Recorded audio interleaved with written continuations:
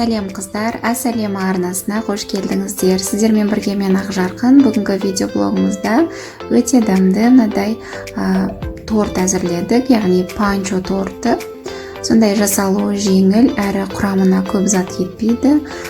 Дәмі де сондай дәмді, өзі нәзік торт. Видеоны міндетті түрде аяғына дейін көріңіз. Рецепт сондай жеңіл. Егер ұнаса, міндетті түрде лайк басып және өз пікіріңізді қалдырып кетіңіз. Ең алдымен тортымыздың құрғақ заттарын араластырып қоямыз. Ұн, какао және ұн қопсытқыш, яғни разрыхлитель жеке дайындап аламыз.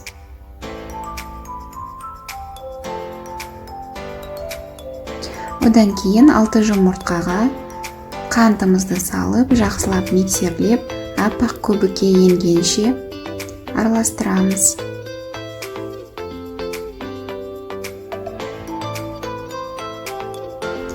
Аппақ көбікке енген кезде сұйық майды шетінен қоса отырып миксерлейміз. Артынша сүтті қосамыз. Құрамының барлығын астына жазатын боламын. Араластырып алдық. Енді құрғақ затымызды қосып, бұл жерде миксерсіз, яғни күрекшенің көмегімен астыдан үстіге қарай араластырамыз.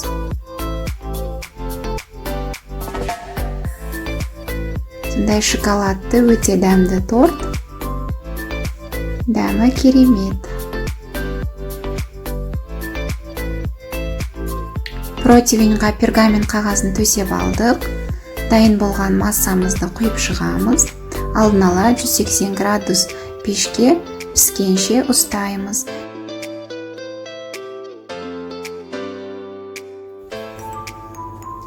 Бисквитіміз дайын болды. Енді суығанын күтеміз. Оғанға дейін біз кремін дайындаймыз. Креміне өте салқын тоңазытқыштан сливкиді алдық және қант ұнтағы арасына консервідегі ананас керек болады. 500 мл өте салқын сливкиімізді қант ұнтағын қосып, миксердің өте жоғарғы жылдамдығында миксерлейміз, яғни қою кремге айналу керек. Сливки салқын болғанда осылай тез кремге айналады. Креміміз дайын болды. Шеттерін осылай жинап, тоңазытқышқа сала тұрамыз. Жеке ыдысқа кішкене бөлігін алып қоямыз. Соңында торттың бетін түзеу үшін керек болады. Мен осы ыдысқа жинайтын боламын. Яғни біз астыңғы бөлігін жеке кесіп алуымыз керек, дөңгелек. Осы крышканың размерінде дөңгелек бисквитті кесіп аламын. Бұл торттың астыңғы бөлігі болып табылады. Қалған бөліктерін біз 4 бұрыштап кесіп шығамыз, осылай ұсақтап.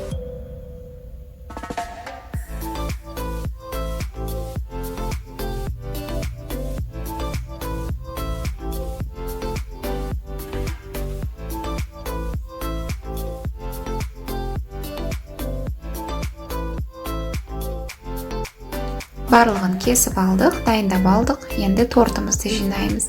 Пищевой пленканы салып шықтық ыдысымыздың ішіне. Кез келген ыдысқа жинасаңыз болады. Тек шұңқыр болу керек. Осылай кремге ауната отырып, тортымызды жинаймыз. Бір қатар бисквит жинағаны кейін, екінші қатарға 4 бұрыштап туралған ананасты салып шығамыз. Одан кейін тағы бисквитімізді саламыз. Солай жинап шығамыз.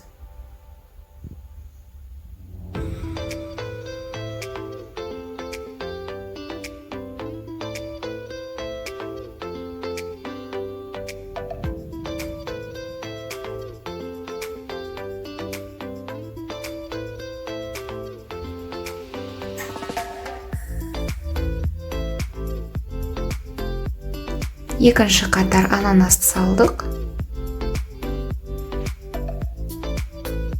Ең соңғы бетіне ананасты салып шығамыз.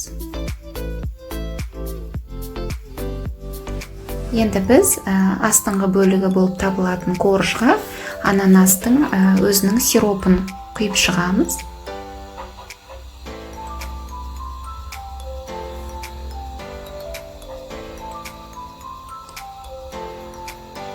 Қалған креммен жағып шығамыз бетіне.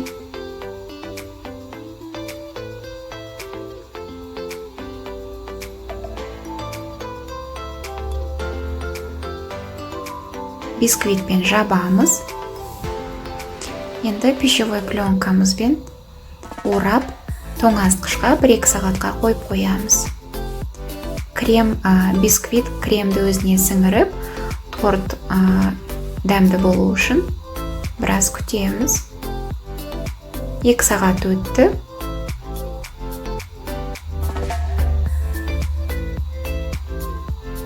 Осылай аударып аламыз. Торт сондай үлкен, өте әдемі торт болып шықты.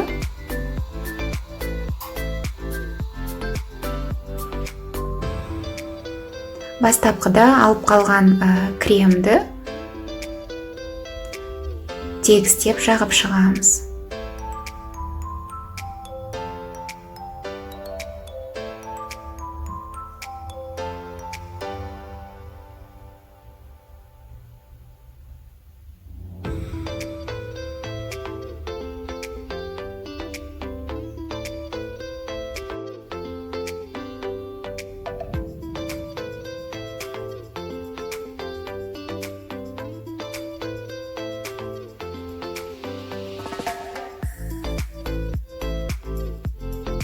Кремді жағып болдық. Енді бетіне шоколадты ганаш әзірлейміз. 50 грамм шоколадқа 50 мл сливкиді құйып, водяной баняда ерітеміз. Одан кейін кондитерский мешок немесе салафан мешокқа да құйып алсаңыз болады. Бір шетін кішкене тесіп, осылай айналдырып, узор жасап шығамыз.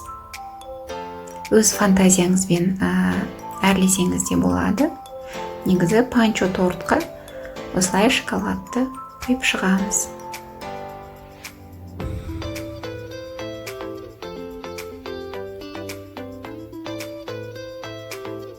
Тортымыз сондай дәмді болды. Рецепті ұнаса, міндетті түрде жасап көріңіздер.